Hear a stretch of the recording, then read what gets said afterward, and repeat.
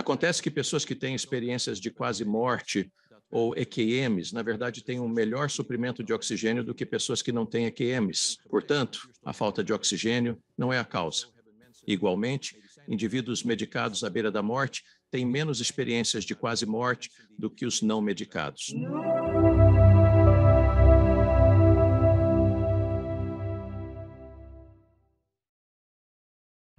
Gostaria de dar boas-vindas ao Dr. Bruce Grayson no programa. Como vai, Dr. Grayson? Ótimo, Alex. Muito obrigado por me receber aqui. Muito obrigado por estar aqui. Estou fascinado em conversar hoje, pois sua visão sobre experiências de quase morte é única. Já recebi médicos como o Dr. Raymond Moody e Dr. Eben Alexander, mas sua análise é particularmente interessante. Então, antes de mais nada, qual foi a sua primeira experiência com experiências de quase morte? O que fez você seguir por esse caminho não tradicional, especialmente no início? Bem, para começar, eu fui criado em um lar científico e materialista. Meu pai era químico e eu cresci nesse ambiente onde o que você vê é o que você tem. Não existe um mundo não físico. E quando você morre, é o fim. É assim e ponto final. Então, eu passei pela faculdade e pela escola de medicina com essa mentalidade de que o mundo físico é tudo o que existe e a ciência é o caminho para responder todas as nossas perguntas. Então, logo após iniciar meu treinamento em psiquiatria, após começar, fui confrontado por uma paciente inconsciente quando tentei falar com ela. No dia seguinte, ao acordar, ela relatou sobre minha visita no hospital e descreveu coisas que não poderia ter visto ou ouvido, pois estava inconsciente. Isso não fazia sentido para mim. Fiquei sem saber como lidar com aquilo. Apenas pensei, que estranho, e ignorei. Suspeitei que fosse uma brincadeira comigo ou algo assim. No entanto, ouvi outros pacientes relatando o mesmo, mas tendi a ignorá-los, por serem psiquiátricos. Cerca de 4 ou 5 anos mais tarde, um colega na Universidade da Virgínia, Raymond Moody, que você entrevistou, lançou Vida Após a Vida. Ele cunhou experiência de quase morte e as descreveu. Foi quando percebi que era um fenômeno real, não só relatos de pacientes desorientados. Pessoas sãs pelo mundo todo estavam vivenciando isso. Mas, como cientista, ela precisava entender isso. E eu percebi que você não foge das coisas que não consegue entender. Isso não é ciência. Você corre em direção a elas. Então, comecei a coletar outros casos para ver se conseguia entender o que estava acontecendo. E eu coletei milhares de casos, e aqui estou, 50 anos depois, ainda tentando compreendê-los. Ainda tento desvendar, é uma equação desconfortável. Há bons motivos para isso também, exatamente. Então, qual é a ciência médica por trás de uma experiência de quase morte? Alex, queria que tivéssemos algo. Diversas teorias foram sugeridas para explicar experiências de quase morte, abrangendo aspectos psicológicos, como pensamento desejoso e expectativas, e fisiológicos, como hipóxia cerebral ou efeitos de medicamentos. E os dados que conseguimos coletar para testar essas hipóteses os refutaram completamente. Não é expectativa? As pessoas têm experiências de quase morte que contradizem diretamente o que esperavam que acontecesse. E assim por diante. Coletamos dados sobre coisas fisiológicas que acontecem no momento do evento de quase morte. Acontece que pessoas que têm experiências de quase morte, ou EQMs, na verdade, têm um suprimento de oxigênio melhor do que pessoas que não têm EQMs. Portanto, a falta de oxigênio não é a causa. Pessoas medicadas, ao se aproximarem da morte, têm menos experiências de quase morte do que as não medicadas. Logo, as explicações científicas propostas não conseguiram esclarecer o fenômeno. E esses exemplos são de pessoas que morrem e voltam, porque nem todos que morrem e voltam têm uma experiência de quase morte. Certo? E aqueles que não voltam não nos contam sobre a experiência deles.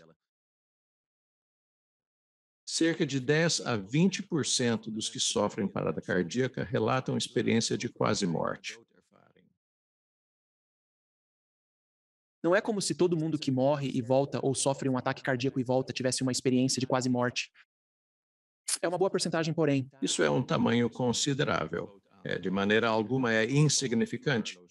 Agora, há um capítulo no seu livro que se chama A mente não é o cérebro. Pode detalhar mais? Vamos explorar as profundezas da consciência, percepção e afins.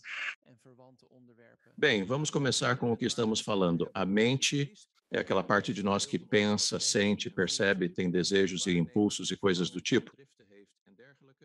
O cérebro é cerca de 1,3 gigawatts de tecido no crânio, formado por células nervosas e gliais, que sustentam as neurais.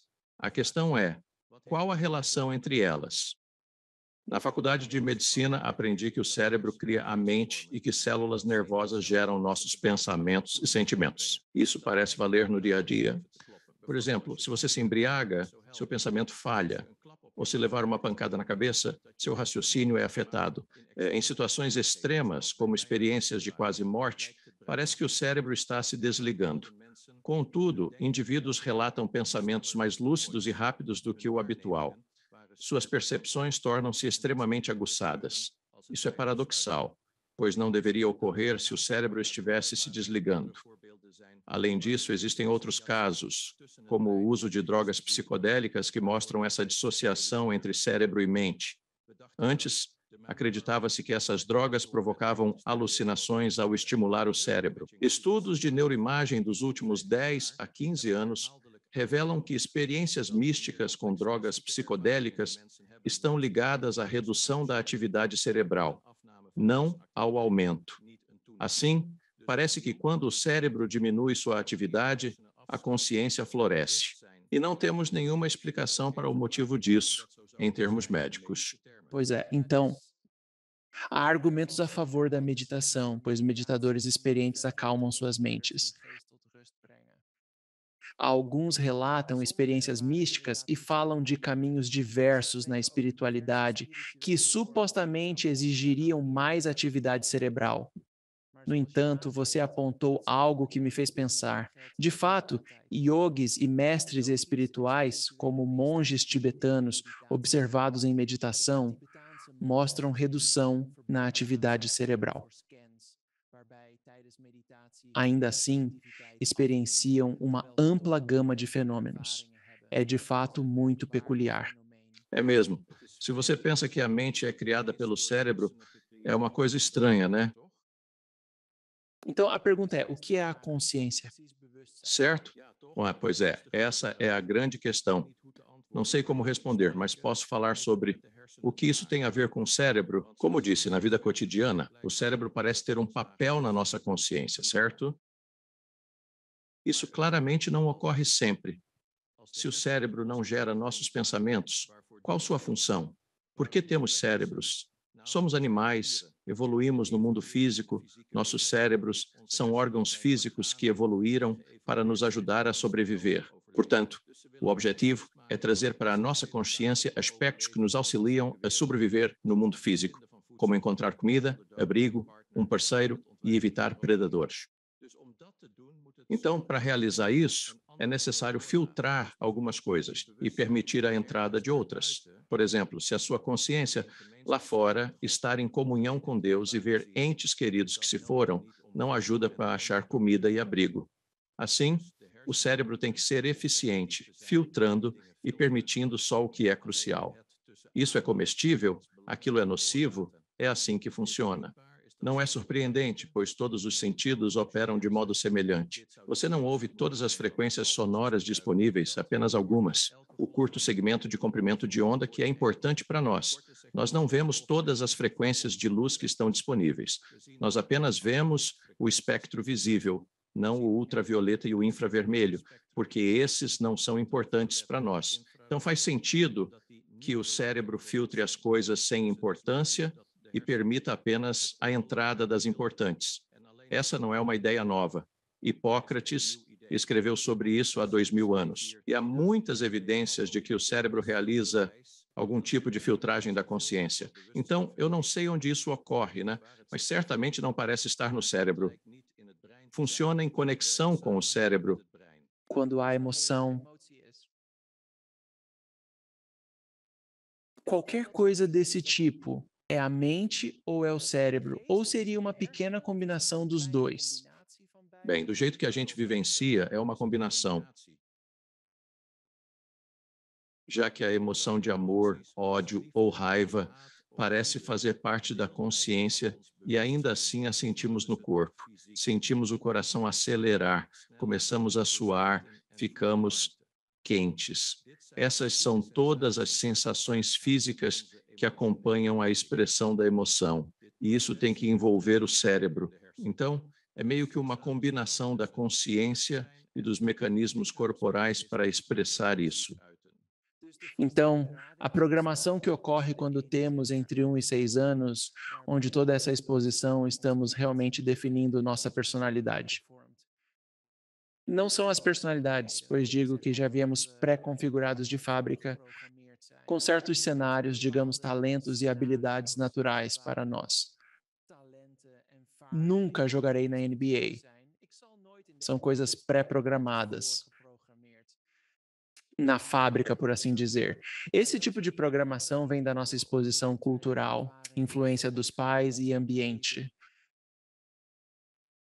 Isso ocorre fisicamente no cérebro ou é novamente uma interação mente-cérebro? Sim, acredito que o condicionamento mencionado está no cérebro, mas também envolve a consciência, pois a chance de jogar na NBA é parcialmente definida pelos seus genes, isto é, pelo que herdou fisicamente. Você recebe um espectro de habilidades atléticas e pode melhorá-las com treino. Porém, há limites intransponíveis. Mas em personalidade, se você é. Uma pessoa amorosa ou minhas habilidades em matemática e ciências, coisas assim? Certo. Bem, parte do emocional, parte da personalidade é. Você está programado para esses limites, mas dentro desses limites, sua experiência determina onde você está nisso. E alguém que é uma pessoa má, desagradável, pode se tornar uma pessoa amorosa, altruísta, com as experiências certas. E às vezes, essas experiências são as que chamamos de espirituais, que nos tiram do nosso corpo. Agora, considerando suas vivências de uma experiência de quase morte típica, sei que não há padrão, mas há padrões comuns nos estudos que fez ao longo dos anos. Pergunto por saber da revisão de linha do tempo e técnicas similares. Quais são esses padrões? Traves do gol ou, se preferir, experiência de quase morte padrão. Cada um é diferente, mas existem algumas semelhanças ao redor do mundo, entre religiões, culturas e até mesmo remontando aos tempos antigos. Temos relatos da Grécia e Roma, antigas, que se assemelham às EQMs que ouvimos hoje, e elas incluem, primeiramente, mudanças na direção dos pensamentos, que se tornam mais rápidos e claros. As percepções ficam mais nítidas. Há uma sensação de revisando a vida, frequentemente em detalhes minuciosos. Você sente, de repente, que compreende o que era inacessível no corpo. Seu estado emocional muda. As emoções são intensificadas. Para muitos, é uma experiência feliz e agradável. Frequentemente, há uma sensação de amor incondicional. E, às vezes, isso se manifesta como um encontro com um ser de luz caloroso e amoroso. Há fenômenos que chamamos de paranormais, na falta de termo melhor, como seus sentidos comuns, visão e audição, ficarem mais aguçados que o usual. Você possui uma percepção extrasensorial nítida, capaz de notar eventos além dos 5 sentidos. Alguns têm visões do futuro e há quem, em experiências de quase morte, sinta-se fora do corpo. Muitas vezes, essas pessoas observam seus corpos de cima, relatando com exatidão os acontecimentos ao redor. Em certas experiências de quase morte, sente-se deixando o mundo físico e indo para outro reino ou dimensão, onde encontrará entes queridos falecidos ou entidades similares a divindades, como deuses. E você pode chegar a uma fronteira ou ponto de não retorno que, se ultrapassado, impede o retorno à vida. Há alguma EQM em todos os seus estudos que se destacou de forma tão única na maneira como ocorreu? Nunca ouvi falar de uma assim antes. São centenas delas, Alex. Cada uma me deixa boquiaberto. Posso dar exemplos que realmente impressionaram.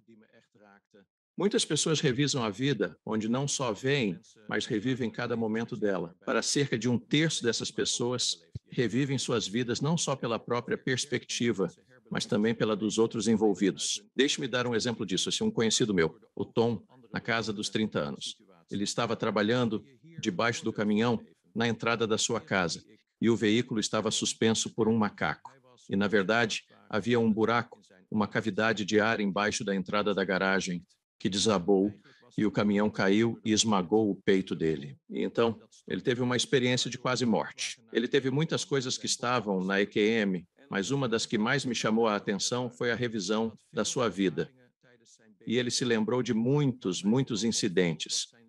E um que ele me contou foi quando ele era adolescente, dirigindo seu caminhão pela rua, e um homem bêbado saiu na frente do veículo e ele freou bruscamente, quase atropelou o cara. Ficou muito bravo com ele, abaixou o vidro e começou a gritar com o homem. E o homem, bastante embriagado, estendeu a mão pela janela e deu um tapa no rosto do Tom. Isso foi demais para esse adolescente de cabeça quente. Então ele saiu do caminhão e começou a socar o homem, e acabou deixando um monte de sangue no canteiro central. E depois entrou calmamente no caminhão e foi embora. Bem, quando ele teve sua experiência de quase morte, ele reviveu isso muito vividamente, sentindo a adrenalina e a raiva e tudo mais, e também viu toda a cena pelos olhos do homem que ele espancou, sentindo o cara confuso e intoxicado, sentindo os punhos do Tom acertando seu rosto 32 vezes. Agora, o Tom não poderia dizer que foram 32 golpes, mas quando ele reexperimentou isso pelos olhos daquele homem, ele soube que foram 32. Ele sentiu seu nariz sangrando. Ele sentiu seus dentes perfurando seu lábio inferior. Ele sentiu toda a vergonha de ser espancado por um adolescente. Quando Tom reviveu após sua experiência de quase morte, ele reviveu aquela sensação intensa de que somos todos como aquele cara e o que fiz com ele, fiz comigo. Estamos todos conectados. Isso dá a quem tem experiências de quase morte um entendimento profundo da regra de ouro, presente em todas as religiões. Trate os outros como gostaria de ser tratado. Contudo, para quem, como Tom, passou por uma quase morte, isso não é só um princípio ético. É uma lei natural experimentada. Ao ferir alguém, você se fere. Ao ajudar os outros, você também se ajuda. Ouvi isso repetidamente de pessoas que tiveram experiências de quase morte.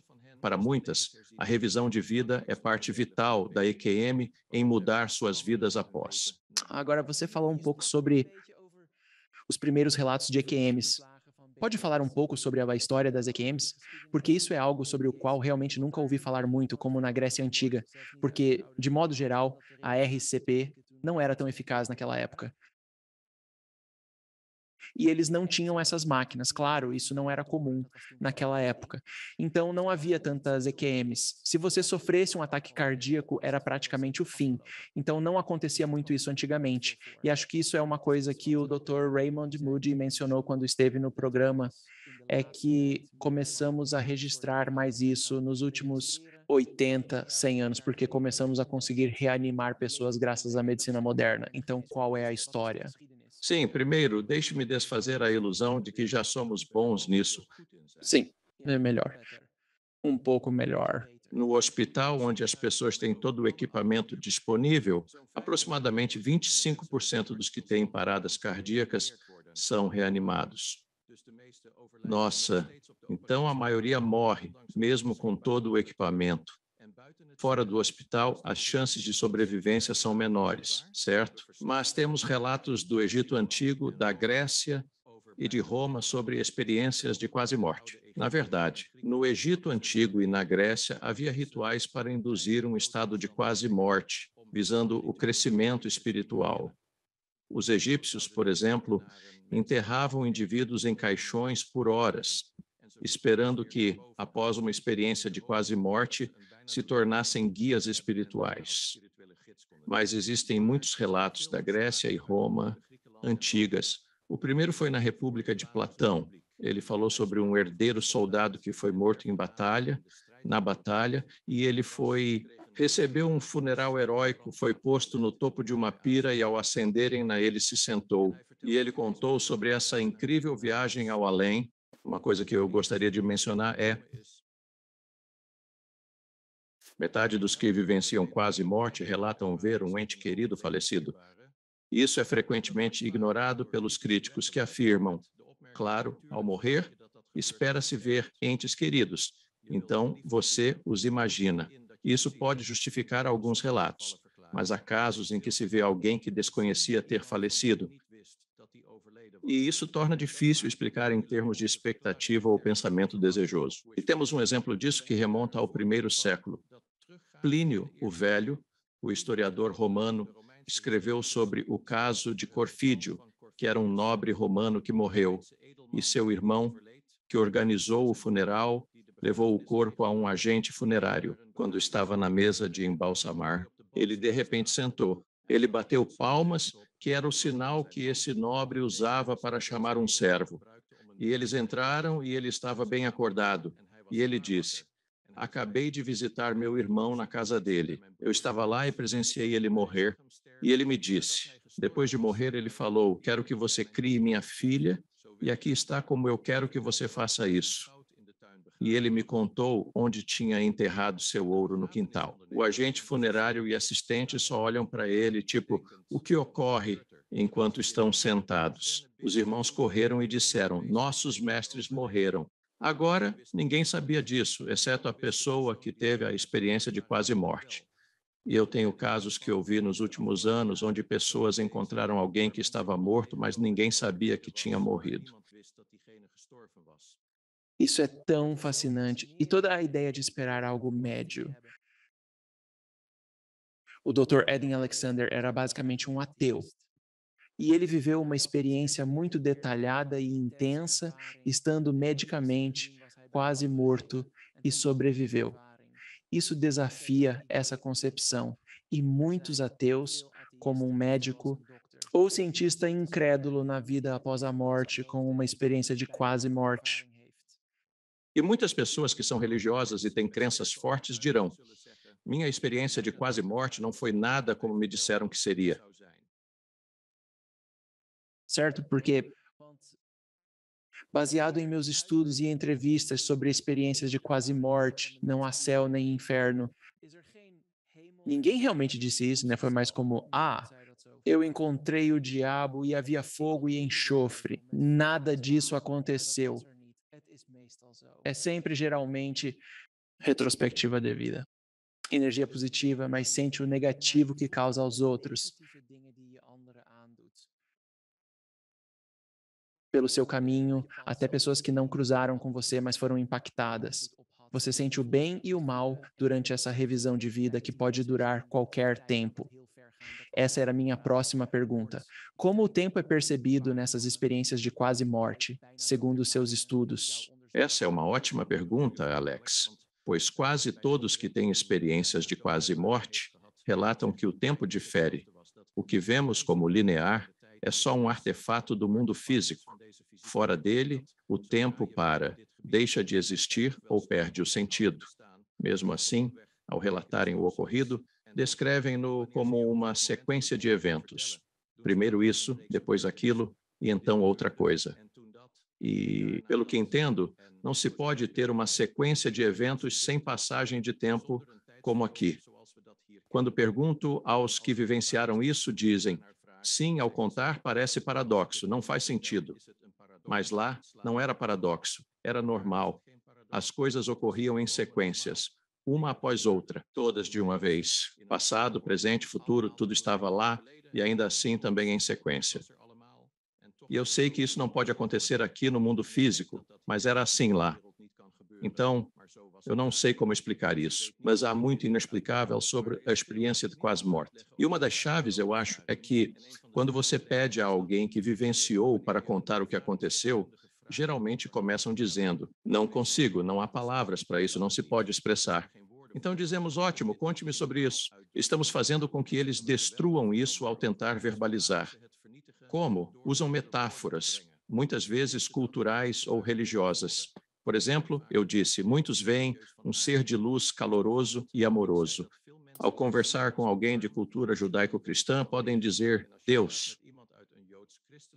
Mas pessoas de outra cultura, que não têm um Deus distinto, assim, não usarão essa palavra.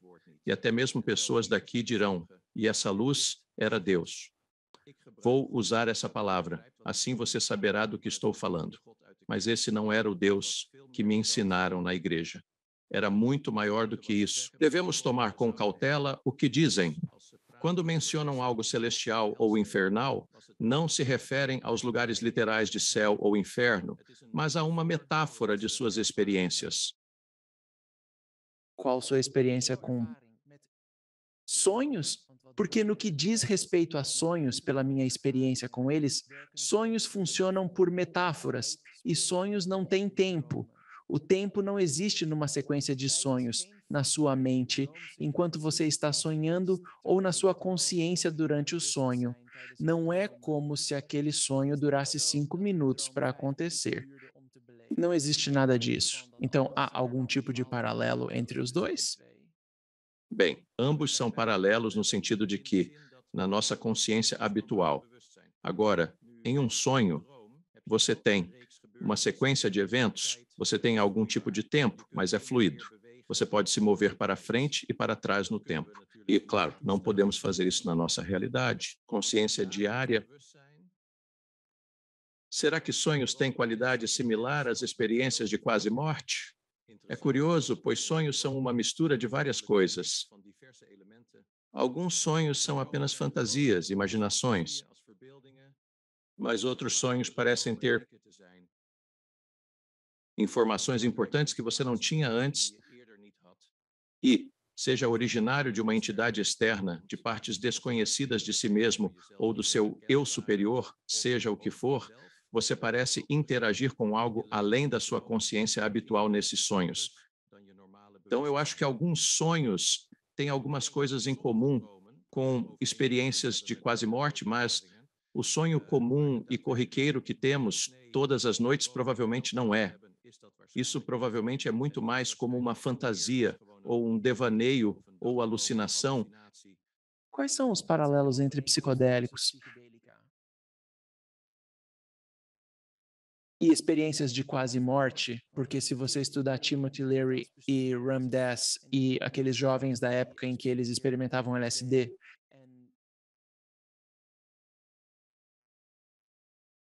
psilocibina, obrigado.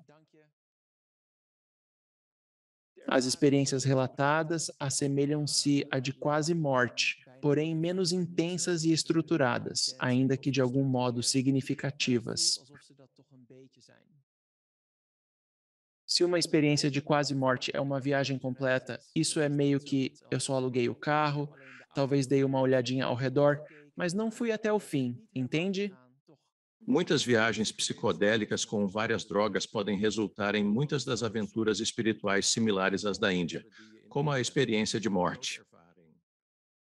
Eles também causam experiências aterrorizantes que não se conectam como a narrativa de uma EQM. Agora, um dos problemas em tentar entender isso e dizer, a EQM é como uma viagem em tal droga, e isso explica quimicamente o que está acontecendo, é que muitos tipos diferentes de drogas psicodélicas que têm mecanismos totalmente diferentes no cérebro produzem o mesmo tipo de experiência. Então, por exemplo, a psilocibina atua ela age nos receptores de serotonina, enquanto a cetamina, usada para criar sítios de drogas assim, atua nos receptores NMDA e outras nos de golfinhos.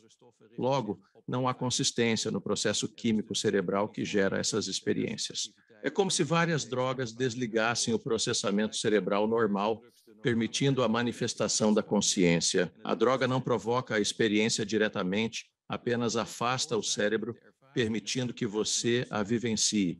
Ela é como uma chave abrindo a porta para isso. E algumas pessoas fazem isso através da meditação, ou como os yogis, os grandes mestres espirituais.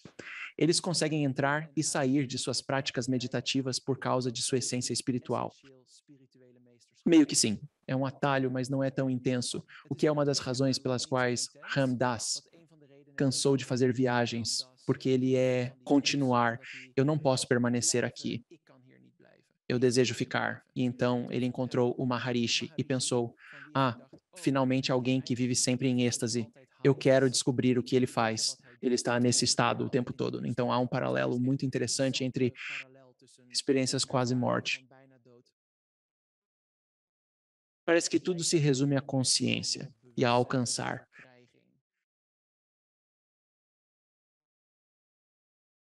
Saco de carne, bem informal. Remove esse saco de carne do caminho, o material. Assim, o espírito, a consciência pode ser liberado, pois parece que isso nos pesa. É muito pesado. É como um casaco extremamente pesado que nos impede de nos movermos direito.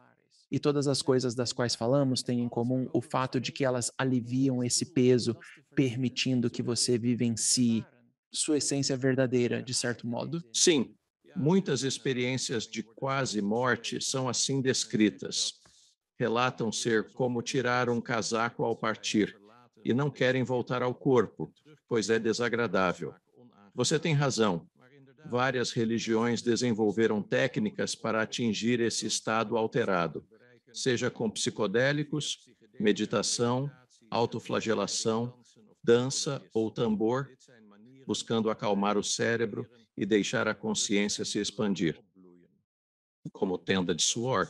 Ou algo semelhante a isso. Sim, exatamente. Nos últimos anos, tentou-se comparar relatos de experiências de quase morte com viagens psicodélicas. Participei de um grupo multinacional que realizou essa comparação.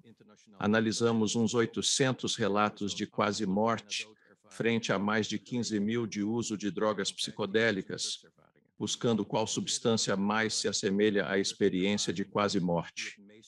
E, novamente, várias drogas diferentes causavam isso, não era só uma.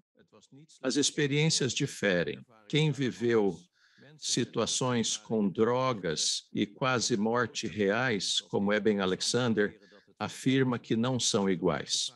Costumam usar a analogia de estar em combate real, ou ver um filme de guerra. Se alguém te pedisse para descrever o visto e ouvido, poderias usar as mesmas palavras. Mas ninguém acreditaria que assistir a um filme é o mesmo que experimentar um combate real.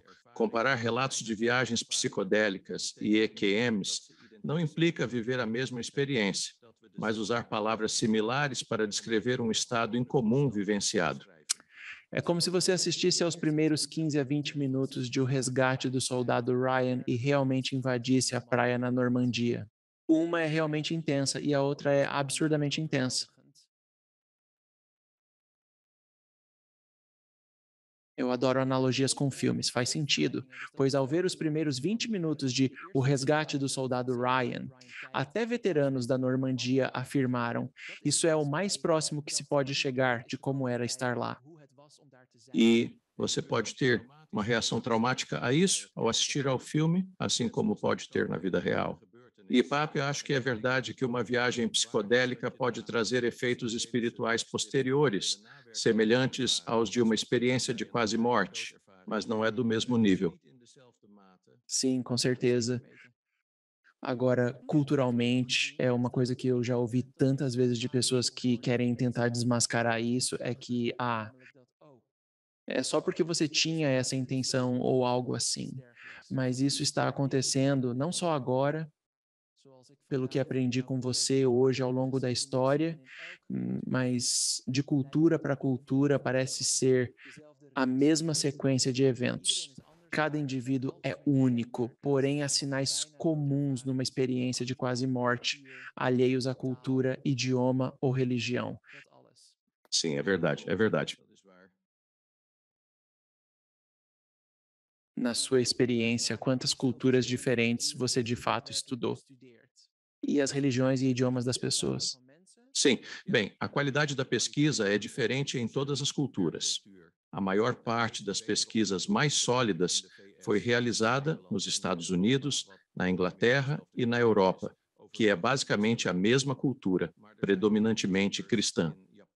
Mas houve pesquisadores no Japão, na China e na Índia que encontraram os mesmos tipos de experiências. Existem relatos isolados de outras culturas, por exemplo, aborígenes australianos, nativos americanos, ilhéus do Pacífico, que relatam os mesmos tipos de experiências. Mas, claro, esses são apenas alguns casos, não. estudos amplos como temos em outros países. As metáforas variam conforme a região, influenciando como as pessoas descrevem suas experiências. Por exemplo, mencionei que indivíduos encontram uma barreira intransponível e retornam à vida. No Ocidente, comumente usamos a imagem de um portão, enquanto no Japão, a metáfora comum é a de um rio impossível de atravessar. Na verdade, isso também existe no Ocidente. Temos o Rio Jordão que você deve atravessar para chegar ao outro lado. Mas há analogias que as pessoas frequentemente descrevem. Para ir deste plano físico a outro, deve-se passar por um espaço longo, escuro e fechado. Aqui no Ocidente, chamamos isso de túnel, que atravessei para chegar ao outro lado. Em culturas sem túneis, não usam essa palavra. Podem dizer, entrei numa caverna, caí num poço, ou usar outra metáfora culturalmente apropriada. Entrevistei um caminhoneiro que sentiu-se sugado para um escapamento e essa foi sua metáfora para o túnel. Então, o mesmo fenômeno acontece no mundo todo, mas é descrito de formas diferentes. Dr. Grayson, após toda essa pesquisa, quero dizer, são décadas que você está fazendo isso? Você nunca teve uma experiência dessas, certo? Não, é verdade. Eu nunca tive. Então, como isso afetou sua vida de estar sempre estudando isso e compreendendo como isso afetou sua vida pessoal e sua própria jornada por este tempo físico em que estamos aqui? Bem, isso me fez sentir diferente sobre a morte e o que ela é. As experiências de quase morte frequentemente revelam que, após passarem por isso, as pessoas perdem o medo de morrer. Certamente não temo a morte e não posso dizer que já tive medo. Crescendo materialista, pensava que a morte é o fim, então o que temer? Não há nada após, simplesmente deixa de existir. Assim, nunca tive medo. Quando iniciei esta pesquisa, senti que a ciência responderia todas as perguntas, o que me deixava desconfortável, sem respostas. Agora, após 50 anos estudando esses fenômenos, é complicado até achar as perguntas, quanto mais as respostas. Estou me habituando à ideia de que nem tudo tem resposta, e isso é bom, porque estou bastante convencido pelo que as experiências de quase morte indicam, que o universo é um lugar amigável. Não há nada a temer aqui. A única coisa que nos assusta é o imaginado. Não posso dizer que sei o que acontece após a morte, porque acredito que tudo o que me dizem a respeito é uma metáfora, não a realidade. Mas eu tenho uma sensação de que algo acontece após a morte. E seja lá o que for, não é algo do qual devemos ter medo. Nos seus estudos, qual aspecto da reencarnação foi considerado? Já ouviu sobre indivíduos que lidam com vidas anteriores, revendo-as e trazendo conhecimentos que os auxiliam?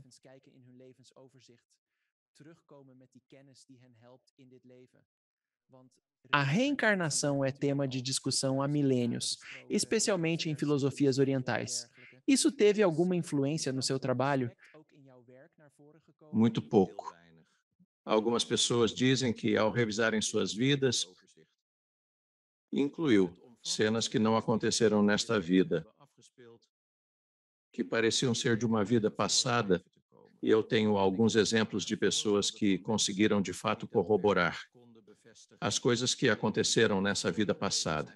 Por exemplo, um sujeito se lembrou de ter sido abatido em um avião durante a guerra. Ele mesmo sabia alguns detalhes, como o local e o mês e assim por diante. E sua filha, de fato, fez uma pesquisa sobre isso e descobriu que havia alguém que viveu naquela época que correspondia exatamente a todos os detalhes. Esse cara estava se lembrando. Anita Morgani teve uma experiência de quase morte, elaborada estando à beira da morte. Ela vivenciou uma experiência de quase morte, uma vida passada, com o irmão dela, que é o mesmo na vida atual e estava na última vida dela também. E ela disse que não era uma vida passada, era como uma vida alternativa ainda em curso. E isso meio que se relaciona com o conceito do que é o tempo nesse outro reino, que essas outras vidas que aqui consideramos como vidas passadas. não são passadas na experiência de quase-morte. Elas estão todas lá ao mesmo tempo. Então, você vive todas essas diferentes vidas alternativas. Quando estamos neste reino, dizemos: não, esta é minha vida atual, as outras são passadas. Mas em experiências de quase-morte, não são passadas, ainda estão ocorrendo. Então está falando de possível. Eu detesto usar o termo multiverso. Existem várias vidas acontecendo ao mesmo tempo, nós vivenciando. Baseado na reencarnação, que você experimenta tudo: ser mulher, ser homem, ser o opressor, ser o oprimido, ser rico, ser pobre, você experimenta tudo. Na sua pesquisa, né, você disse que ele está pensando que pode haver várias vidas se desenrolando simultaneamente. Basicamente, é como se todos os filmes estivessem sendo projetados juntos na mesma tela, mas você só consegue ver ou vivenciar um deles. Acho que foi quando estávamos olhando, Alex. Mas é assim que vemos aqui na nossa consciência. Certo, mas costumam dizer que, quando você está no outro plano, não há separação, não há múltiplos universos. É tudo um só, tudo é um só. Então, está tudo acontecendo ao mesmo tempo, em diferentes lugares e em diferentes épocas, simultaneamente. Fascinante, é por isso que é tão cativante. Não é à toa que dedicou 50 anos a esse caminho. É simplesmente interminável, com histórias e descobertas sem fim. Você pode falar um pouco sobre experiências fora do corpo e o que acontece? Apenas suas experiências com experiências fora do corpo. O que é uma experiência fora do corpo para quem não sabe? Bem, existem diferentes maneiras de definir, mas basicamente é uma sensação de sair do corpo físico. Quando comecei, eu achava isso ridículo. Eu sou o meu corpo. Como você pode sair dele? Mas eu já ouvi relatos suficientes de pessoas que saíram de seus corpos. Uma definição é perder a noção do corpo e sentir-se fora dele. Preferimos uma definição mais restrita, onde é preciso olhar para baixo e ver o corpo físico de outra perspectiva, percebendo que não está nele, pois está vendo de outro lugar. Isso ocorre em muitas experiências de quase morte, talvez em 40 a 50% delas. Em muitos desses casos, não trazem informações corroboráveis, o que é atípico. Por exemplo, podem dizer: ah, sim, o médico usava scrubs verdes, o que é esperado. Contudo, frequentemente relatam fatos bem inesperados. Como exemplo, um caminhoneiro de 55 anos que conheci sofreu uma dor no peito avassaladora. Ele foi urgente ao hospital e, na emergência, viram que 4 vasos do coração estavam obstruídos. Levaram-no para a cirurgia de emergência de ponte de safena quádrupla. Jesus. Durante a operação, ele disse que saiu do corpo e flutuou acima dele. E olhou para baixo, viu o cirurgião batendo os braços como se tentasse voar. Agora, quando ele me contou isso, eu já era médico há uns 30 anos e nunca tinha visto ou ouvido nada tão absurdo na minha vida.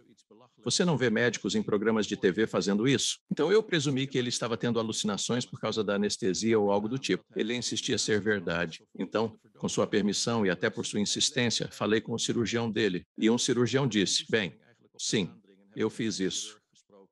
Eu desenvolvi esse hábito. Nunca tinha visto ninguém fazer. Deixo meus assistentes começarem o procedimento, enquanto eu coloco meu avental e luvas estéreis. E então entro na sala de cirurgia e observo eles. E eu não quero arriscar tocar em algo que não seja estéril com minhas mãos. Então eu as coloco no meu peito, onde sei que não vão tocar em nada. E então, quando quero apontar algo para meus assistentes, não posso usar os dedos, então uso os cotovelos. Ele demonstrou isso como o paciente fez. Agora, não tem como o paciente saber disso. Uau, ele diz: eu vi.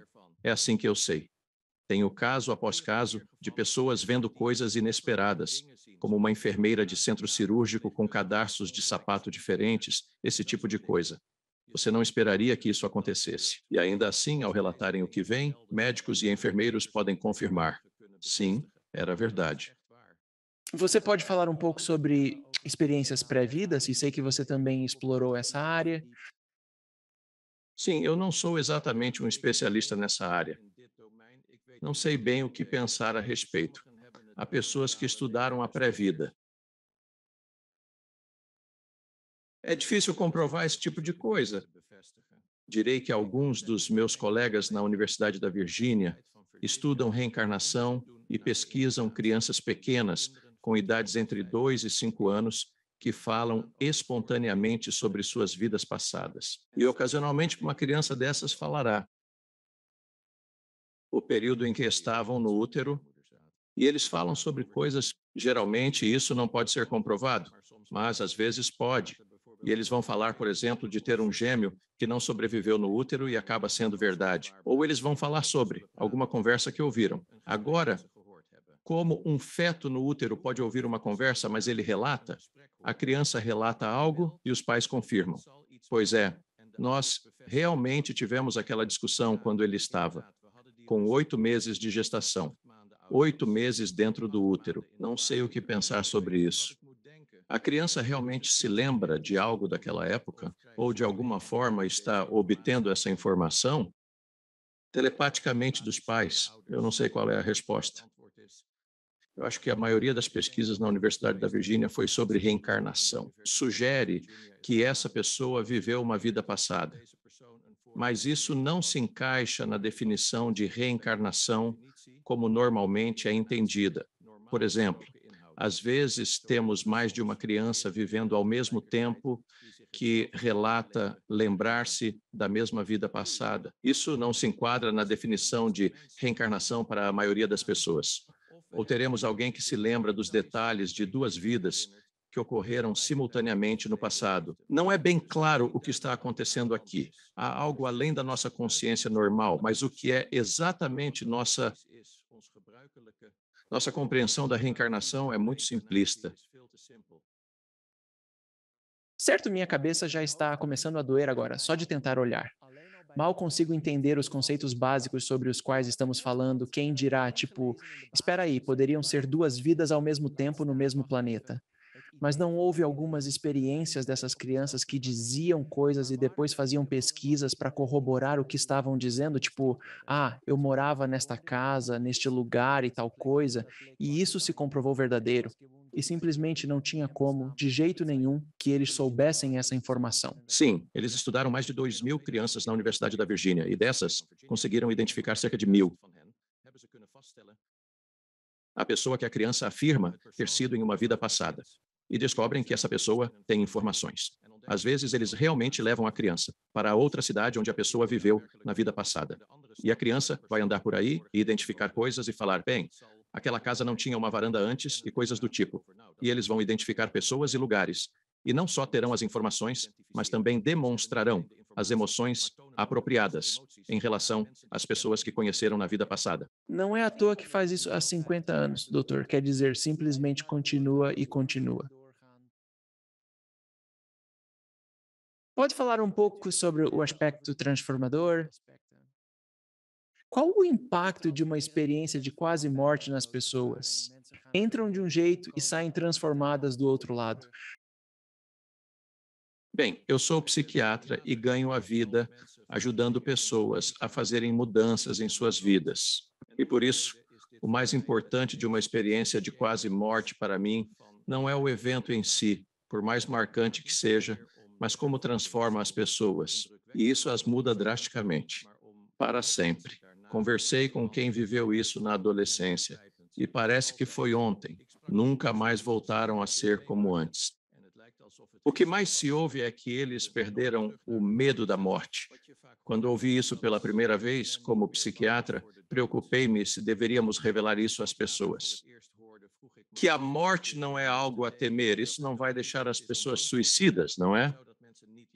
Realizei uma pesquisa e entrevistei pacientes internados no meu hospital após tentarem suicídio. Comparei os que tiveram experiências de quase morte devido a isso com os que não tiveram. Aqueles que passaram por uma experiência de quase morte tornaram-se menos suicidas do que os que não tiveram EQM. E isso me pareceu contraintuitivo, porque eles não têm mais medo de morrer. Então eu perguntei, como assim? Me explique isso. Eles disseram, ainda tenho os mesmos problemas, mas agora vejo significado e propósito em tudo. E percebo que meus problemas não são para fugir, mas desafios para aprender e crescer. E dizem também que se não tem medo de morrer, então você também não teme viver. Você não tem medo de correr riscos, porque sabe que nada de ruim pode acontecer. Então eu morro. Que ótimo. Assim, você tende a aproveitar muito mais a vida. Você se joga de cabeça, vive intensamente e tende a viver mais o presente. As pessoas mudam drasticamente de atitude após uma experiência de quase morte.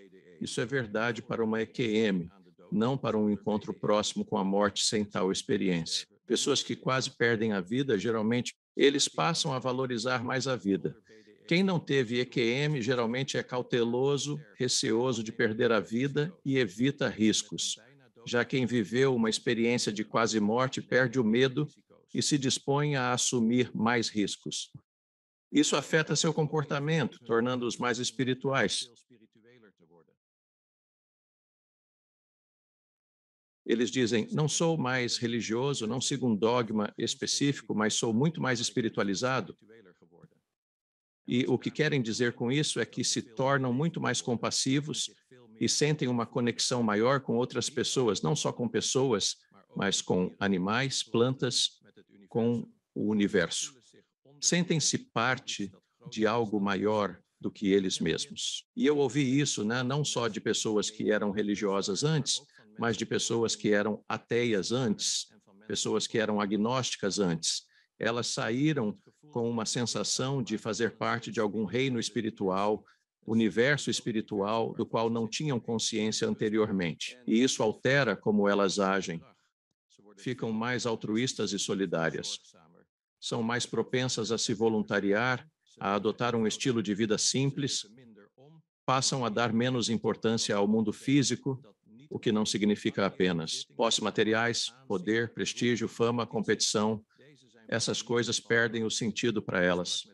Conversei com várias pessoas que relataram mudanças na carreira após uma EQM. Por exemplo, pessoas que estavam em carreiras que envolviam violência, policiais, militares que sentiram que não conseguiam mais atirar em alguém, então ele se requalificou em outra carreira, optando frequentemente por áreas de ajuda, como saúde, ensino, serviço social ou clero. Também conversei com pessoas que eram empresários implacáveis, que voltaram dizendo que não faz sentido progredir às custas de alguém porque estou conectado a eles. Somos a mesma coisa, então eu não quero machucá-los. Ou mudam como gerenciam seus negócios ou saem do setor empresarial e sigam novamente para outra carreira. Então isso muda não apenas as atitudes e crenças deles, mas também o comportamento. Isso não é bom.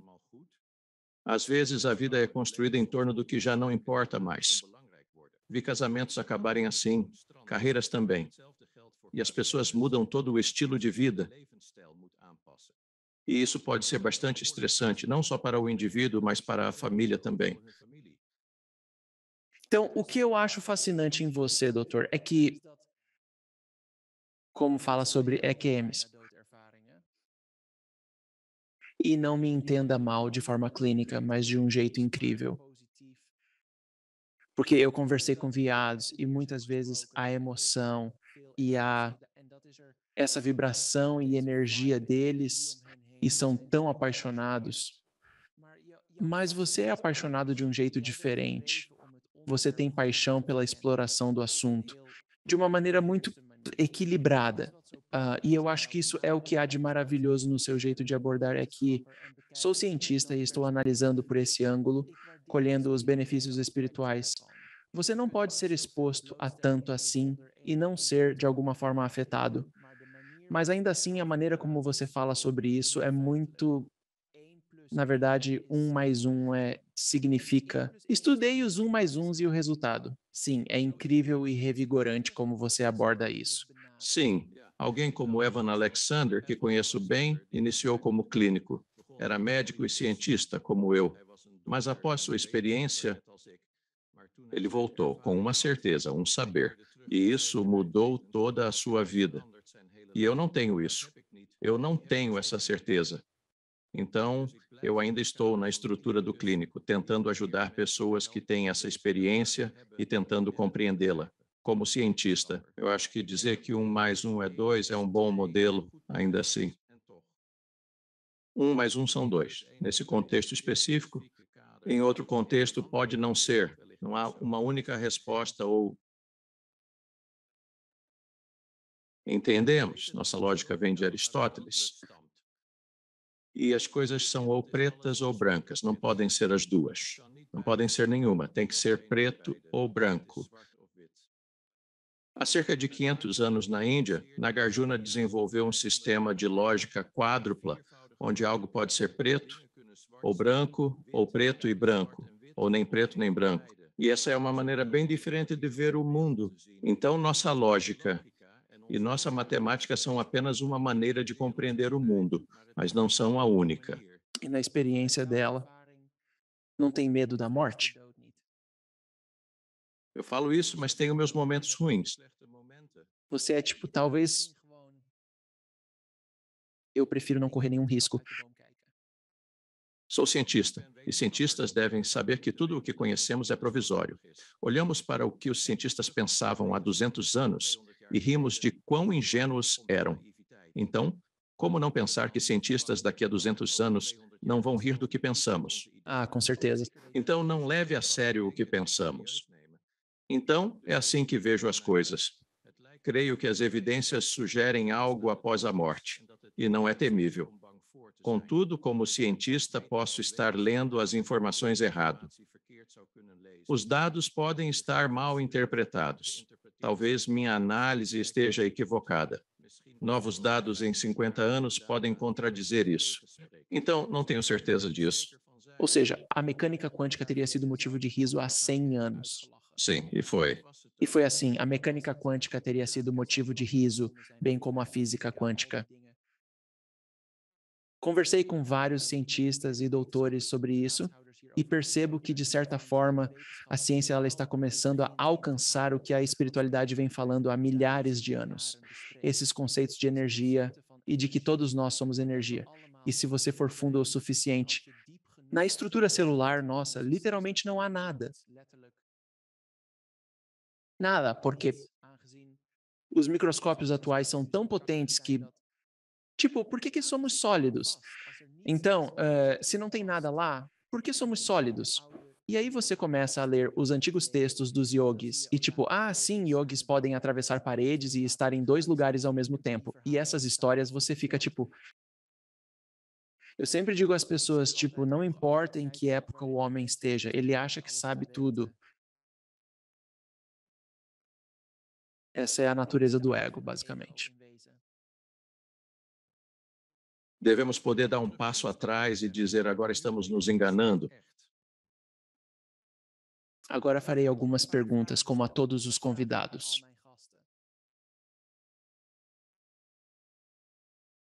Qual sua missão nesta vida? Bem, eu acho que é ajudar as pessoas. Essa é a missão que eu me dou. Se eu tenho uma missão que me foi dada por outra pessoa, não estou ciente disso, acho. Algumas experiências de quase morte sugerem que chegamos a esta vida com um contrato prévio, que aceitamos antes de nascer. E eu entendo o que você diz, mas não consigo ver isso na minha vida. Não sinto isso. Parece-me como se ajo como se controlasse minhas ações. Escolho ser médico, curandeiro, ajudante. Posso estar errado. Talvez não tenha voz nisso. Talvez tudo já estivesse determinado antes de eu nascer. Mas parece que sou eu quem decide. Assim, acredito que minha missão é. E qual é o propósito supremo da vida?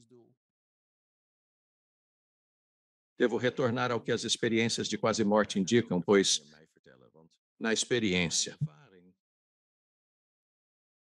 o propósito da vida intelectualmente é sobreviver e fazer seus filhos sobreviverem. Mas na minha vivência, não como cientista, mas pessoa, o mais significativo na vida são os laços pessoais, família e amigos íntimos.